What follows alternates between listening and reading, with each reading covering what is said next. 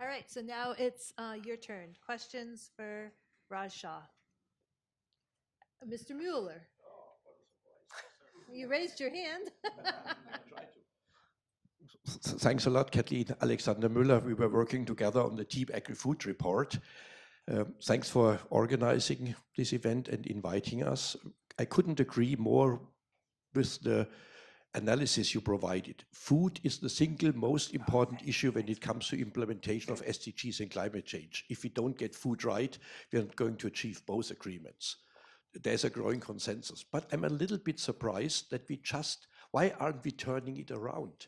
Why aren't we using nutrition security as a guiding principle to implement both global agreements? You might know it. There are two instruments developed in the SDGs, the voluntary national reviews. One can discuss the quality, and the thematic reviews. They have not taken place so far. So why aren't we not setting up a platform where we try to outline how all the SDGs and the climate goals can contribute to nutrition security while maintaining the life-supporting services of our planet? Integration is the key word. My fear is that we have a lot of progress in science and in policies and everywhere, but it's not interlinked. And nutrition security is a cross-cutting issue. You need education, you need hygiene, you need energy, you need infrastructure, you need whatever it takes. Why aren't we setting up such a platform in order to guide the implementation? Otherwise, I'm convinced we can meet again in 10 years and we have to confess failure. Yeah. Look, I think that's an outstanding question and frankly, a very important idea. I think most people, including those who work deeply on climate and environment, and climate change in particular, it would be news to them, or it would be new for them to hear the articulation you just laid out, which is that nutrition security is critical to achieving the climate agreement. I don't think you take the top 500 people at Copenhagen or Paris, and I think maybe 10 would appreciate that statement for what it is, and which is grounded in analysis. Why is that the case? I don't know. I think we as a community on the food and ag side probably have to talk more about climate in a quantitative way. And I think the Project Drawdown does the best job of articulating kind of food system solutions as part of a climate change effort. I think the climate people in particular, a lot of the IPCC science that gets attention is, Greenland and the opening of the Arctic and the lack of, and the speed, of change and what that looks like. And that's very shocking. And it certainly gets my attention. What you almost never see in a scientifically validated, collaborative, consensus-driven manner is, here are the solutions, and here's the relative importance of different solutions. It was news to me that, not that the goal is total elimination, but eliminating dairy and beef livestock is more significant than eliminating the gasoline-based transportation engine in achieving climate change goals. That was news to me, and we've been doing this for some time. So I just think we need a more, I don't have an answer to your question. I just think even the way you framed your question would be shocking and probably not even believed by a lot of the top people in the climate space, and we have to do something to change that. Yes, go ahead.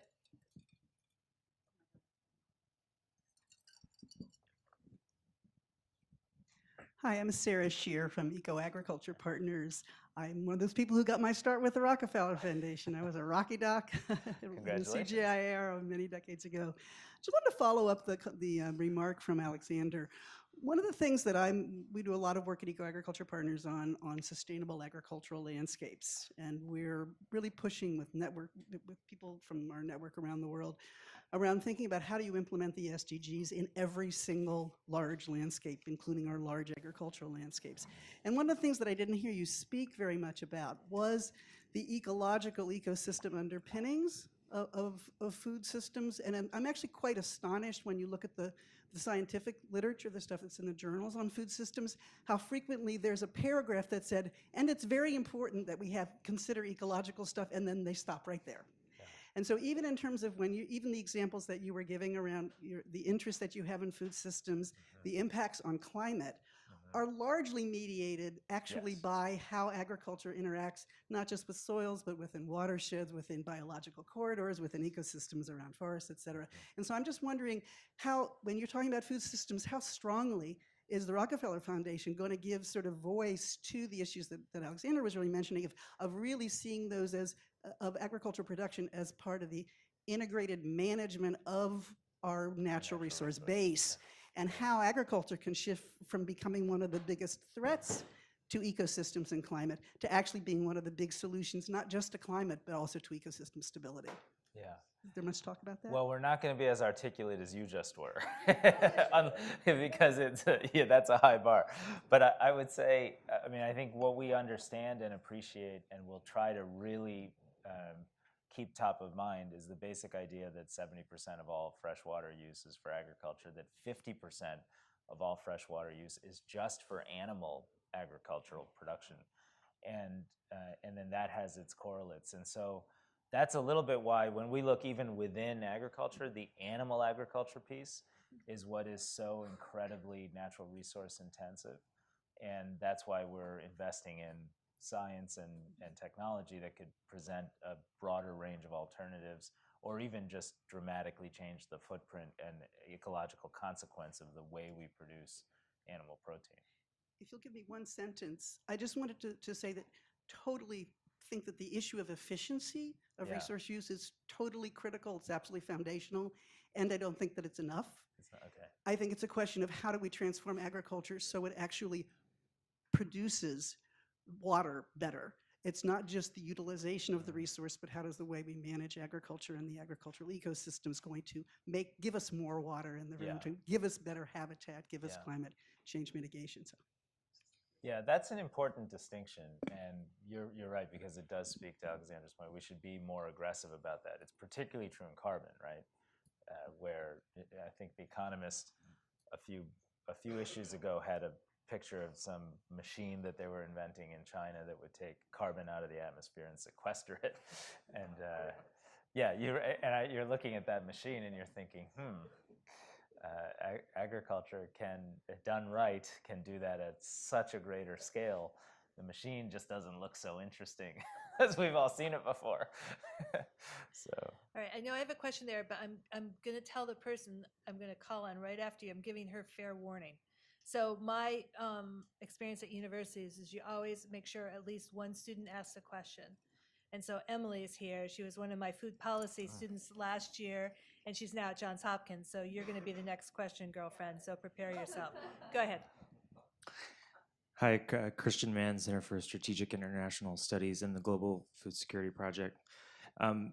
Dr. Shah, I've been a fan of your work for a long time, so I asked this question with a lot of respect. It seems like in the last year or so, institutions like Rockefeller have been coming under some scrutiny for what some people have sort of cynically said is this like an elite charade of sort of maybe a less democratic process of decision making around what we even say is important. What would you say when you think about your food and agriculture portfolio? What would you say to skeptics? Yeah.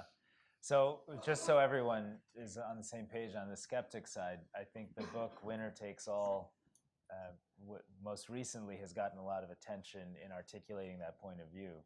And I have a couple of thoughts about that. The first is the lesson I took away from that was, we can't just be, if we're serious about solving a problem, a little bit like the persistence and determination I described when I talked about Bill Gates and Norman Borlaug, like we have to just be willing to do whatever it takes to solve the problem. So the presentation in that critique is often that, well, philanthropists will do kind of nice projects, will advertise them in a manner that creates a positive aura around whoever's giving the resources, but it's not really serious about policy change and political reform that's often required to see something all the way through. And the very best parts of public-private partnership and philanthropy I've been a part of have been deeply about making that global change. When I talked about the immunization efforts, it's taken 18 years, but we've changed the way countries around the world prioritize vaccine and immunizations, invest in community health systems to reach the poorest children, get cold chain and refrigeration and power to the farthest corners of the globe. And it has saved millions of lives and changed the basis of human welfare for very poor communities. And that's because of the real policy reforms that have happened. Global food, when I talked about achieving 6% GDP growth in agriculture in 11 African countries, that was a target set by political leaders in 2003 in Maputo in Mozambique.